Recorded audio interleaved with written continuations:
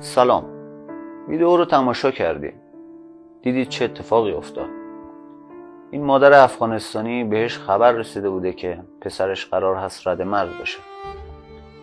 این خانم هم برای اینکه ببینه ماجرا از چه قراره به اردوگاه اسکرآباد واقع در تهران مراجعه میکنه، اما اونجا با برخورد بد مامورین مواجه میشه و یک مامور به صورتش ضربه ای رو میزنه. من به هیچ چیز این ماجرا کاری ندارم، فقط یک سوال دارم از مردم خوب ایران. اگر همین رفتار رو یک پلیس خارجی با یک مادر ایرانی در خارج از ایران انجام میداد، شما عزیزان چه حالی میشدید؟ عزیزان دل، ازتون خواهش میکنم با به اشتراک گذاشتن این ویدیو به ما کمک کنید تا این شخص رو رسوا کنید. با امیدوار هستیم که مسئولین ایران این شخص رو پیدا کنن و بابت رفتار زشتش مورد بازخواست قرارش بدن. با آرزوی بهترین ها برای شما عزیزان دل، شب و روزتان خوش.